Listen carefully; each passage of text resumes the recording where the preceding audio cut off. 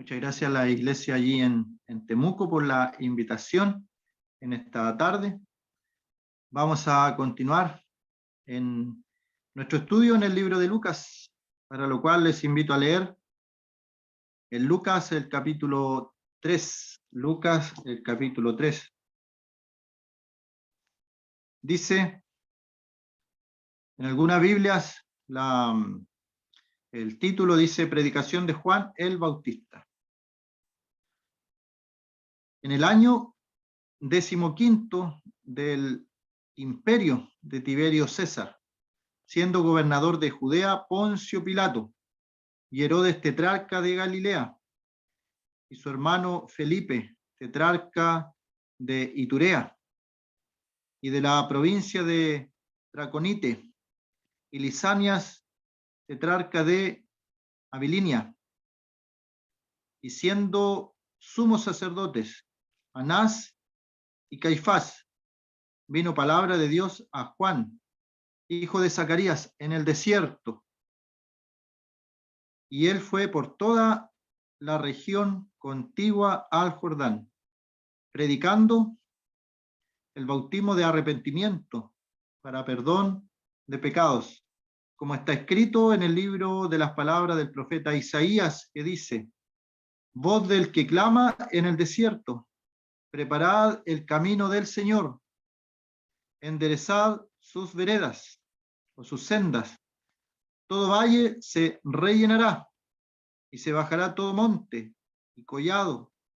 Los caminos torcidos serán enderezados y los caminos ásperos serán allanados, y verá toda carne la salvación de Dios. Y decía a las multitudes que salían para ser bautizados por él: oh generación de víboras, ¿quién nos enseñó a huir de la ira venidera? Haced pues frutos dignos de arrepentimiento, y no comencéis a decir dentro de vosotros mismos: tenemos a Abraham por padre, porque os digo que Dios puede levantar hijos a Abraham aún de estas piedras. Y ya también el hacha está puesta a la raíz de los árboles, por tanto todo árbol que no da buen fruto se corta y se echa en el fuego. Y la gente le preguntaba diciendo: entonces, ¿qué haremos? Respondiendo les dijo: el que tiene 2 túnicas, dé al que no tiene, y el que tiene que comer, haga lo mismo. Vinieron también unos publicanos para ser bautizados, y le dijeron: maestro, ¿qué haremos? Él les dijo: no exijáis más de lo que os está ordenado. También le preguntaron unos soldados diciendo: ¿y nosotros qué haremos? Les dijo: no hagáis extorsión a nadie, ni calumniéis, y contentaos con vuestro salario. Como el pueblo estaba en expectativa, preguntándose todos en sus corazones si acaso Juan sería el Cristo, respondió Juan diciendo a todos: yo a la verdad os bautizo en agua, pero viene uno más poderoso que yo, de quien no soy digno de desatar la correa de su calzado. Él os bautizará en Espíritu Santo y fuego. Su aventador está en su mano, y limpiará su era, y recogerá el trigo en su granero, y quemará la paja en fuego que nunca se apagará. Con estas y otras muchas exhortaciones anunciaba las buenas nuevas al pueblo. Entonces Herodes, el tetrarca, siendo reprendido por Juan a causa de Herodías, mujer de Felipe, su hermano, y de todas las maldades que Herodes había hecho, sobre todas ellas añadió además esta: encerró a Juan en la cárcel. Hasta ahí por el momento la lectura de la palabra del Señor.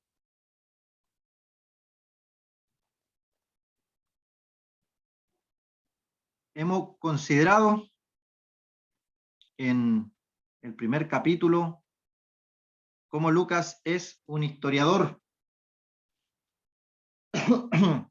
Sobre todas las cosas, él es muy detallista en los escritos que hace por ser historiador. Era el médico amado, se le menciona como el médico amado, pero también tenía este escrito como historiador.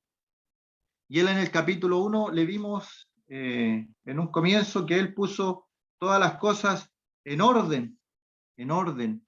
Él tuvo que investigar, y no fue una investigación así nada más. Dice que él investigó con diligencia, todas las cosas. Y investigó también todas las cosas desde su origen. Así que podemos pensar en Lucas como un entrevistador también. Y esto es muy actual. En el día de hoy también se está haciendo este trabajo histórico de entrevistar personas que vivieron en algún momento determinado de la historia y se los entrevista. Es un trabajo más largo, que necesita más dedicación, pero imaginémonos que Lucas hizo esto en el siglo I, adelantado totalmente a su época. En el día de hoy, cuando se hace un trabajo de entrevistas a personajes que vivieron la situación, es como bien novedoso, es lo último que se está haciendo. Así que las cosas desde su origen, y él dice que las escribió por orden. Todo esto que estoy diciendo está en el capítulo 1. Las escribió en orden para el excelentísimo Teófilo, que en su momento lo consideramos. Y él entrevistó también a las personas que vieron con sus ojos, personas reales, personas que fueron de primera mano, testigos oculares se le llama. Ellos vieron todo lo que aconteció. Ahora Lucas está escribiendo en otro tiempo, pero él tiene el cuidado de no confundirse y escribir acerca del tiempo que comenzó el ministerio de Juan el Bautista, y menciona aquí una serie de nombres. ¿Y por qué es importante esta serie de nombres? Porque le da validez histórica.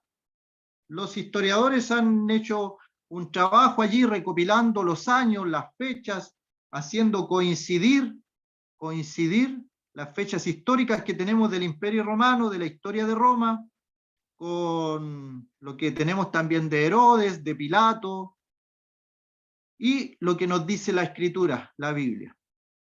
Pero en algunos libros vamos a encontrar, por ejemplo, que los años no cuadran. Así que no nos asustemos de ninguna manera cuando veamos algo así, que algunos años no cuadran o dicen que están algunos años desfasados, porque tal vez puede ser así, pero la Biblia no se equivoca. En otras oportunidades he mencionado que los libros de historias han tenido que cambiar. Los libros de historia han tenido que cambiar y la Biblia permanece. En algún momento, por ejemplo, por mencionar un caso, incluso se llegó a decir que Salomón era como una mitología, una leyenda de los judíos, de un hombre tan sabio y con tan grande imperio. Si Israel era un pequeño país y en algún momento dejó de existir Israel. Recordémonos que el año 70, Tito avanzó. Tito era un romano y avanzó sobre Israel y no quedó país ahí. Y todos los judíos desaparecieron, se fueron para otros lados. Y después de eso pasaron casi 2000 años y recién por la década del 40, 1940, 1950, en esos años, se reconstruyó Israel. La ONU firmó un decreto y en un día nació la nación de Israel, cumpliendo la profecía del profeta que decía, nacerá nación en un día. Cuando estuvo para dar a luz, hubo un parto. La nación de Israel nació en un día, en un día. Ninguna nación ha nacido en un día. Nosotros como nación y todos los pueblos latinoamericanos, por ejemplo, tuvieron un proceso de independencia que duró bastantes años, varios años. Pero Israel nació en un día, así que la profecía no era tan fácil tampoco de cumplir, pero con este decreto de la ONU se cumplió. En un día la nación de Israel se estableció.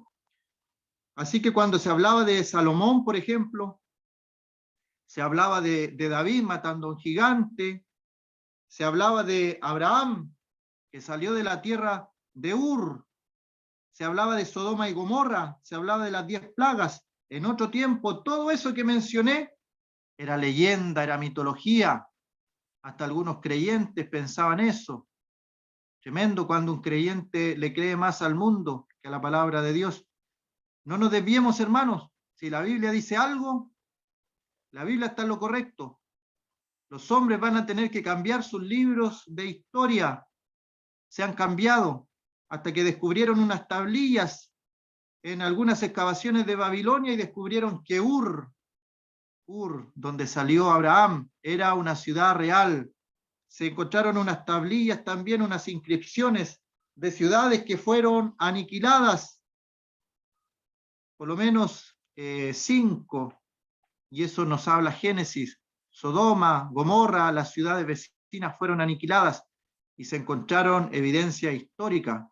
Pero aunque no se hayan encontrado, la Biblia estaba en lo correcto. Así que no nos asustemos cuando, por ejemplo, vamos a leer en algún libro histórico que Lisanias, que aparece allí en el versículo 1, Lisanias, tetrarca de Abilinia, no va a aparecer en los libros de historia. Y algún cristiano dice, hoy la Biblia se equivocó, para nada. Lo que pasa es que los historiadores todavía no han encontrado, porque Lucas investigó diligentemente las cosas desde su origen, las escribió en orden, consultó a los que vieron estas cosas con sus ojos y armó todo un contexto histórico. Así que este libro de Lucas es un libro histórico. Y de repente, ojalá que sea en poco tiempo, descubramos que se encontró evidencia de esto también, y los arqueólogos se asombran y dicen, no, y la Biblia tenía razón, pero los que confiamos siempre en la Biblia, por muy fantástico que parezca, la Biblia va a tener razón. Jonás fue tragado por un gran pez, la Biblia lo dice, no es ninguna leyenda porque el Señor lo nombró como un hecho histórico. Sodoma y Gomorra y la mujer de Lot convertida en estatua de sal, el Señor la nombró como un hecho histórico. Acordaos de la mujer de Lot, dijo el Señor. Así que para el Señor eran hechos históricos. Adán y Eva, históricos. El Señor dijo también, varón y hembra los creó al principio. Diciendo esto, ahora vamos a leer entonces los nombres. El contexto histórico allí, el primero, el más grande, se va Lucas. ¿Quién gobernaba todo el mundo conocido en aquella época? El Imperio Romano. Dice que había un emperador que no es el mismo, que estaba capítulos atrás, se llamaba, si se acuerdan, a ver, se llamaba Augusto César. El que tenemos aquí se llama Tiberio César. Era el emperador de esta época. Tiberio César gobernó en el año que está allí, dice, 15º año de su poder, del imperio, de su poder. Era un poder político, el más grande. Y esto nos deja una enseñanza a nosotros, hermanos, que Dios en su soberanía permitió que nosotros naciéramos en el día, en esta época, que viviéramos en el día de hoy. Nosotros sabemos que hay imperios en este mundo, hay imperialismo también, hay un sistema económico mundial, está también la ONU que está tratando de armar todo un sistema mundial. Nos tocó vivir en un momento determinado y podemos sacar el ejemplo de David en el libro de los Hechos. Dice, David sirvió a su generación, que el Señor nos ayude a servir a nuestra generación, la época de la historia que nos tocó vivir con sus luces, con sus sombras, nos tocó vivir en esta época. Y podríamos hacer nosotros este mismo esquema, comenzar a nombrar los imperios más grandes en el día de hoy, China, Estados Unidos, Rusia. Nacimos en esta época, estamos en esta época. Dice Tiberio César, un poder político más grande. Después ya se va a lo pequeño, a la provincia de Judea, de donde era el Señor, donde estaba el Señor. Y la provincia de Judea tenía también sus divisiones. Hemos mencionado en otra oportunidad, el Señor se crió en provincia. Nazaret pertenecía a la provincia de Galilea, en el sur.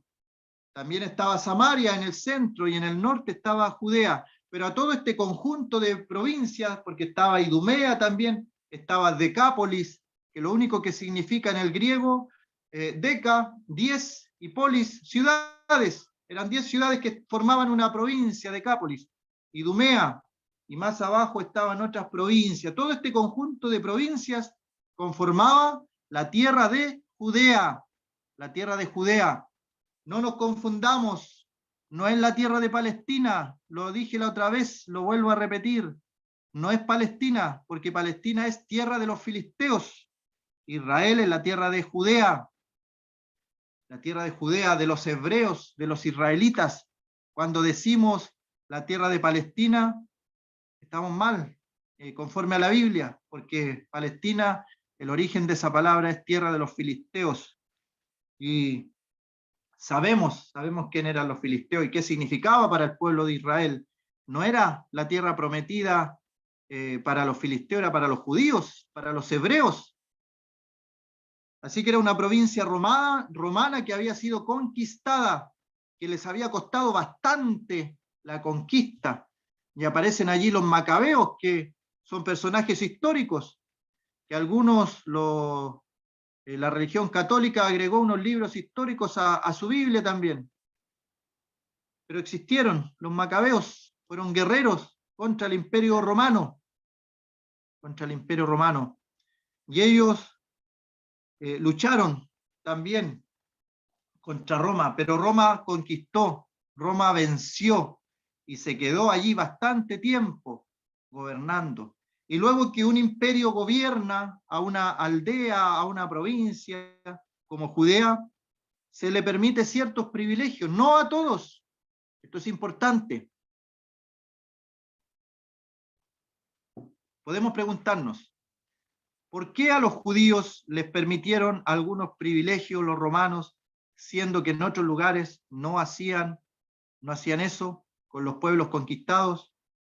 Se dieron cuenta que los judíos peleaban por convicciones, por fe, por sus convicciones y por su fe. Entonces transaron, llegaron a acuerdos y transaron eso. Y sabe que hasta el día de hoy el enemigo también ocupa esas estrategias de transar, de hacer algunos acuerdos y de mezclar las cosas de lo espiritual con lo político. Así que los romanos entendieron que los judíos eran fervorosos, religiosos, espirituales, así que les permitieron algunos privilegios a esta provincia. Y luego tenemos entonces gobernador de Judea a Poncio Pilato. Poncio Pilato también es un personaje que se encontró en la historia en algunos documentos, que fue casi por lo menos desterrado, es como algo olvidado la tierra de Judea, como nadie quería irse para Judea, así que Pilato en algunos momentos de su gobierno anterior se portó mal, así que como castigo casi lo mandaron allá, a la tierra de Judea, así que no estaba muy contento con eso que le dieron, pero él fue un personaje que Dios ocupó también para que se cumpliera todo el entramado histórico, todo lo que Dios planeó, y ocupó un lugar también dentro de las escrituras, Poncio Pilato. Yo me imagino que él nunca le pasó por la mente y tuvo un privilegio, porque si lo hubieran mandado a cualquier otra provincia del Imperio Romano, tal vez nunca se hubiera hecho conocido, pero lo mandaron aquí a Judea. Y él tuvo otro privilegio más importante todavía, que tuvo de primera mano el Evangelio. Él escuchó al Señor Jesucristo, lo vio cara a cara al Señor.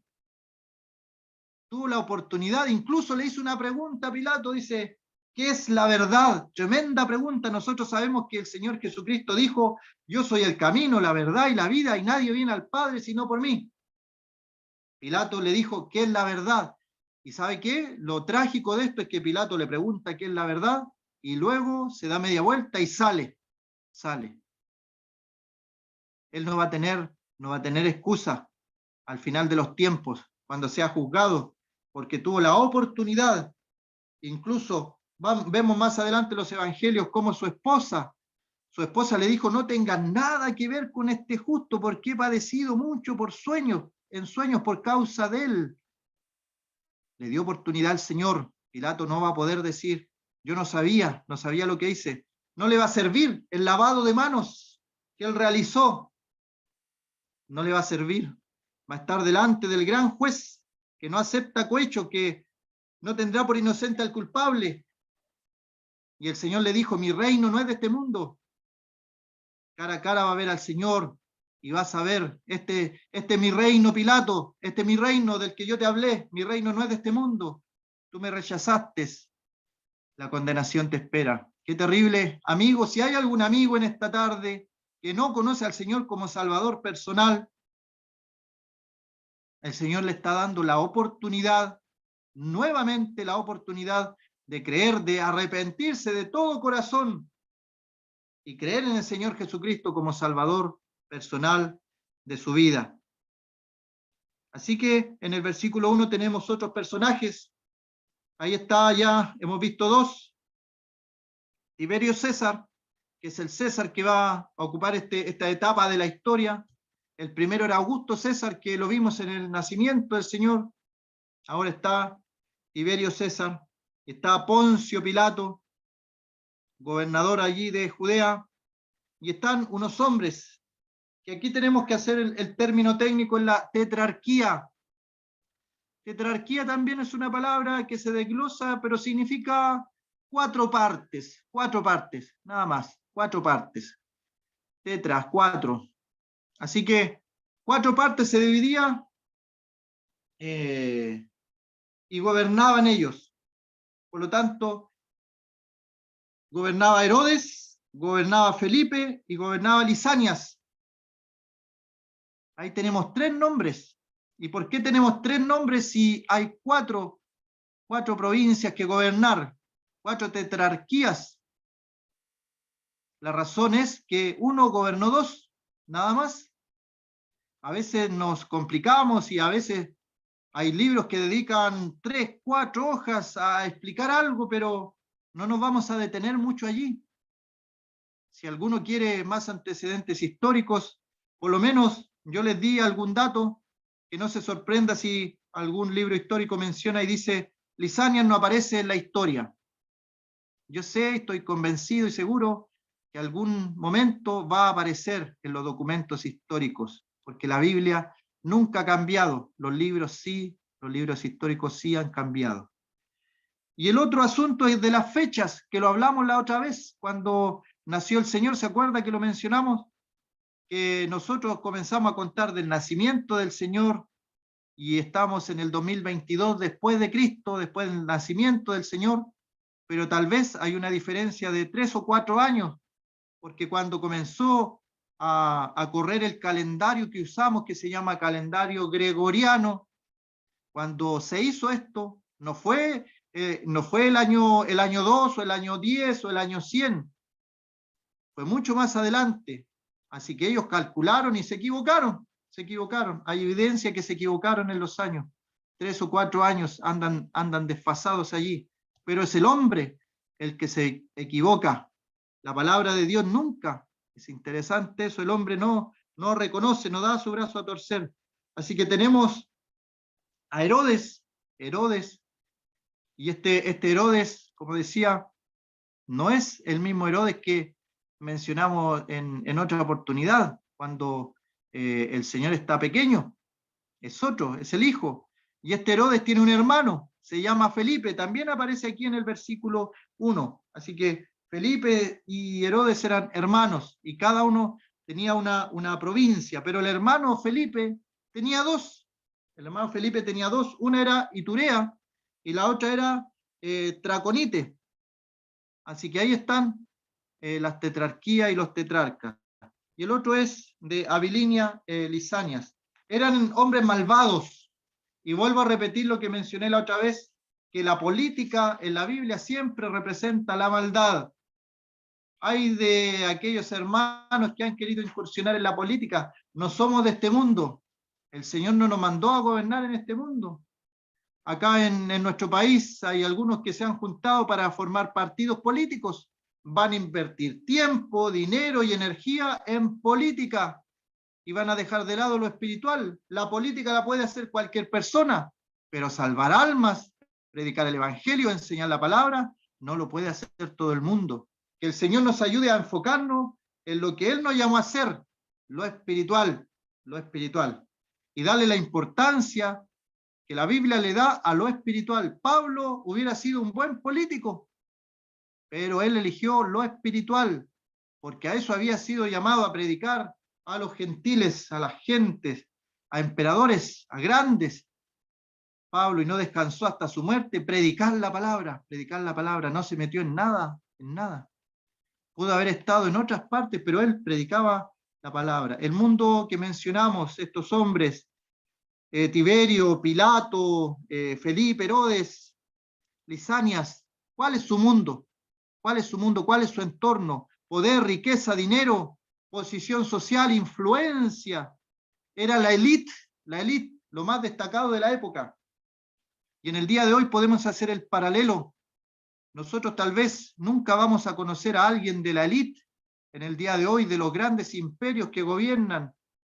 A lo más podemos conocer a nuestros senadores, hemos conocido a presidentes, los hemos visto, pero ya conocer a los grandes de la élite, los que manejan los imperios, las decisiones mundiales en el día de hoy, se está viendo qué pasa allí en Ucrania, si explota o no explota una guerra. Son personas que tienen en sus manos el poder de la paz del mundo o la guerra del mundo. Es un poder, riqueza, dinero, pero eso no les va a servir para su salvación. Su poder social, sus influencias se quedan en la tierra. Ellos parten de este mundo y si no han creído en el Señor, van al infierno. Y eso no hay vuelta que darle. Eso mismo pasó acá en el verso 1. Personajes grandes en la tierra, pero en lo espiritual, perdidos, hombres nublados de sus mentes, perdidos en todas las cosas, depravaciones, sus fiestas, su diversión eran depravadas, sus lujos, sus palacios, todo quedó allí en ruinas y ellos murieron. Y después de la muerte, ¿qué? Después de la muerte abrieron los ojos en un lugar de condenación, una vida libertina, confundieron la libertad con el libertinaje. ¿Y acaso no vemos eso en el día de hoy? Pero luego tenemos el otro poder, y es importante porque sabe que las profecías hablan del anticristo y el falso profeta. El anticristo gobierna todo lo que es el poder político y económico, y el falso profeta gobierna todo lo que es el poder religioso mundial.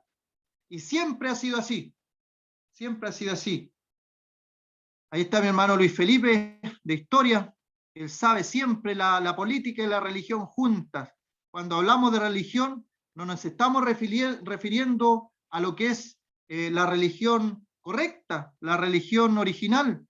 Nos estamos refiriendo a la gran ramera, a la religión adulterada, a la falsa religión, a la que parece más política que religión. Y eso en este tiempo del Señor, cuando aparece Juan el Bautista, es lo mismo, si las cosas no cambian. Aparece el sumo sacerdote y ¿sabe qué?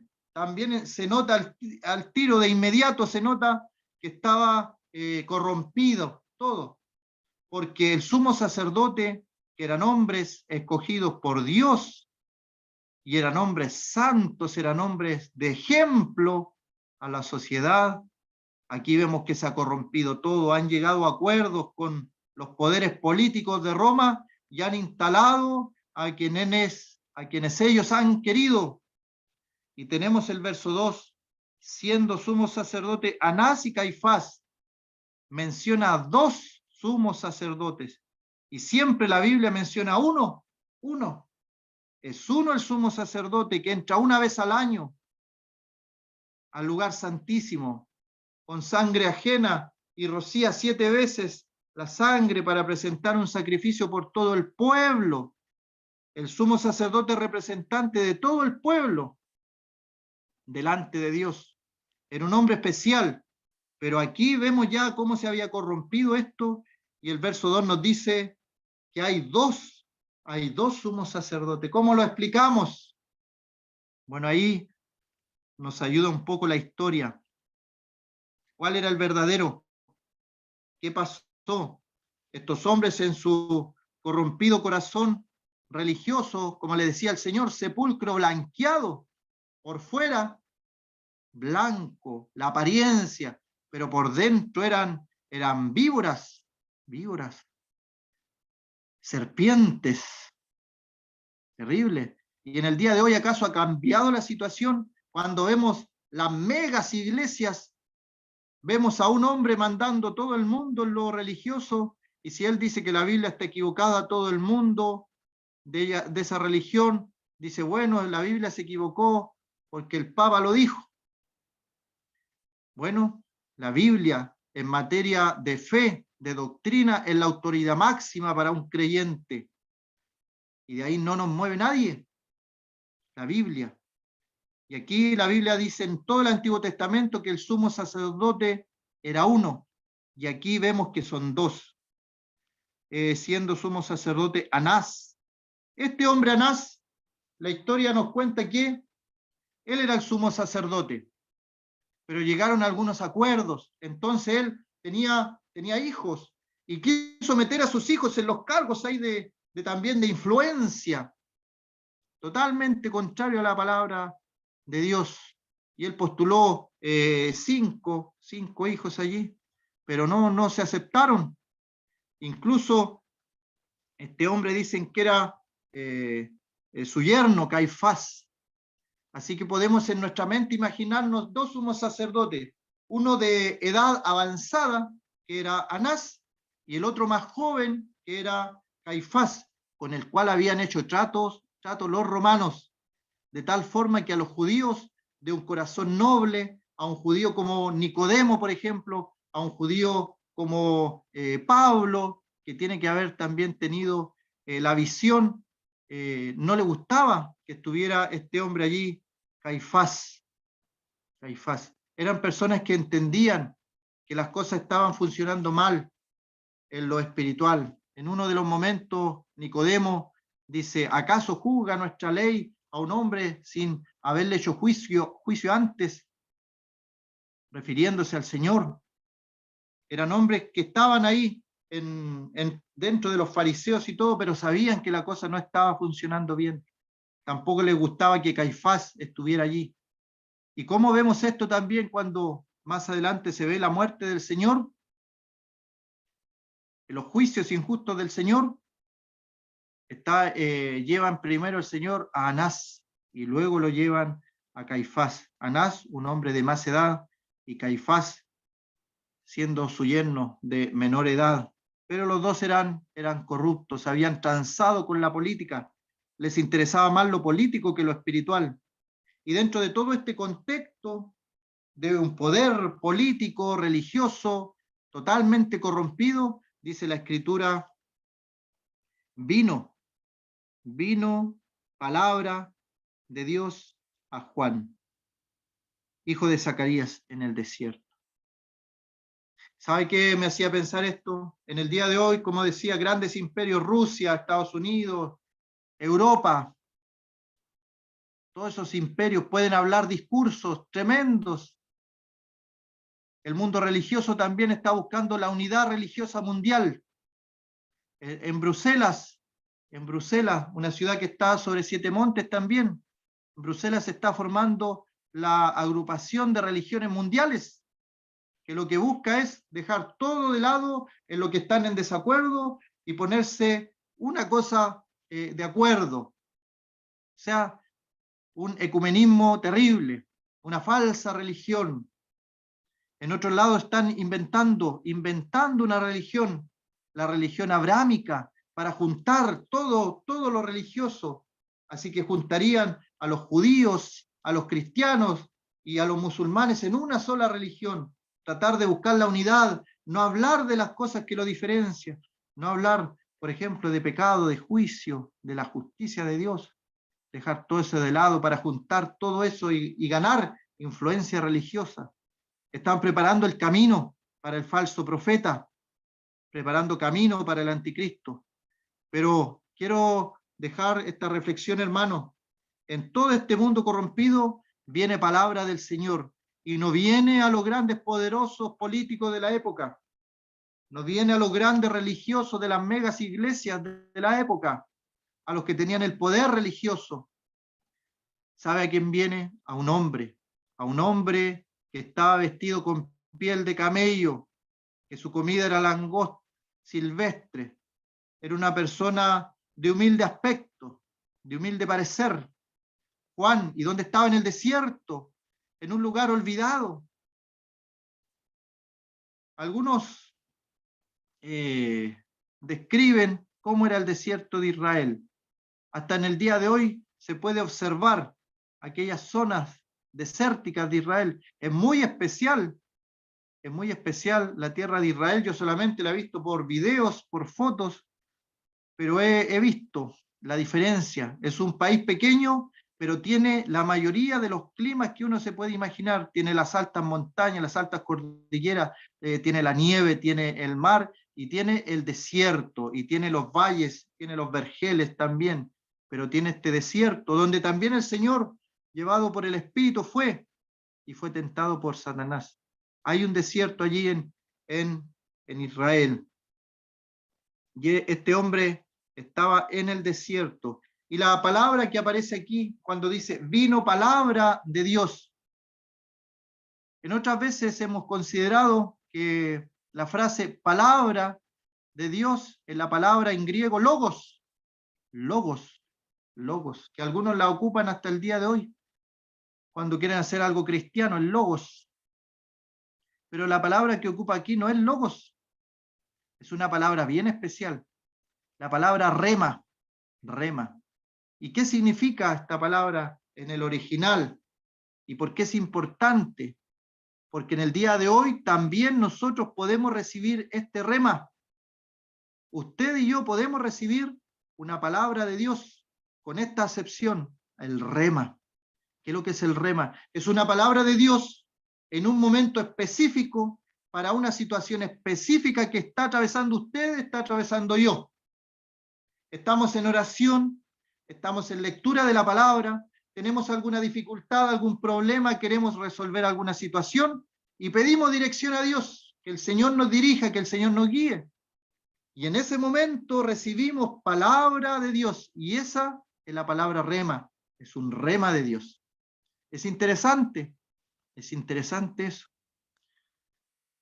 Lo que dice logos, la palabra de Dios, y la palabra logos se refiere también en Juan 1, cuando habla de nuestro Señor, y tenemos la palabra escrita, la palabra profética más segura, en la cual hacemos bien en estar atentos, cual una antorcha que alumbra en un lugar oscuro, y nosotros leemos la palabra, y nosotros nos iluminamos con la palabra, pero también podemos recibir una palabra del Señor, esta palabra de Dios, un rema especial de Dios, una palabra directamente, no a los políticos de este mundo, no a los grandes líderes mundiales, no a los grandes personajes religiosos de nuestros días, sino a una simple persona como yo, como usted, en un lugar, en una ciudad tal vez, que es una ciudad pequeña, como la mía, una ciudad pequeña, tal vez que nadie la ubica en el mapa, pero el Señor nos puede dar una palabra,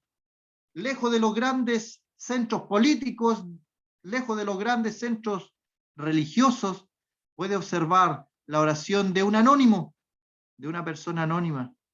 El Señor hace eso. Así que tenemos allí esa palabrita que me gustó, un rema. Recibió una palabra de Dios. Juan. Y aquí tenemos cómo Juan nació con un propósito específico. Lo estudiamos la otra vez. Vimos todo lo que Juan iba a hacer. Y aquí vemos cómo va cumpliendo Juan la palabra que se dijo respecto de él. No a los grandes hombres. Es terrible ver, hermanos, cómo esos hombres se corrompieron. El mundo religioso, Anás, Caifás. ¿Sabe que ser sacerdote no era, sumo sacerdote, no era algo así nada más? Eran hombres especiales que tenían directa relación con Dios, pero ellos lo menospreciaron eso. Y cuando el Señor les dio atisbos de que era el Mesías, tampoco quisieron investigar, tampoco quisieron investigar. Había odio, había envidia de parte de ellos hacia el Mesías, hacia nuestro Señor. Cuando alguien de Israel quería acercarse a Dios, pensaba en el sumo sacerdote, la persona más cercana a Dios, porque era el sumo sacerdote. Imagínense qué lejos estaban estos hombres de Dios. ¿Y qué nos muestra aquí? Que se le aparece a un hombre en el desierto llamado Juan. Dios le habló a este hombre fuera de todos los círculos que eran círculos de influencia político-religioso. ¿Y cuál era el mensaje? Dice, siendo sumo sacerdote Anás, Caifás, vino esta palabra de Dios a Juan, hijo de Zacarías, en el desierto. Y él fue por toda la región contigua al Jordán, predicando el bautismo del arrepentimiento para perdón de pecados. Para perdón de pecados. ¿Dónde estaba Juan? En el desierto, en el desierto. Dios no busca a los poderosos terrenales, su poder, su riqueza, su influencia. No pueden comprar el acceso a Dios, no pueden comprar que Dios les hable. Juan, en el desierto, un hombre vestido de pelo de camello, allí en el desierto recibió una palabra directamente de Dios. Nuestro Señor pone los reyes, saca los reyes, permite algunas cosas, pero cuando Él quiere hablar, habla a los humildes de corazón, a los que se humillan delante de la presencia del Señor.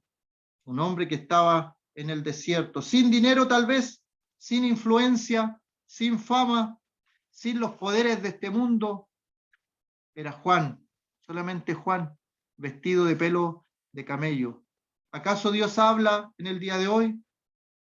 Si lo hace, como digo, de muchas maneras habla Dios, pero el hombre dice, de una o dos maneras habla Dios y el hombre no entiende. Hay a veces que no queremos entender cuando Dios está hablando.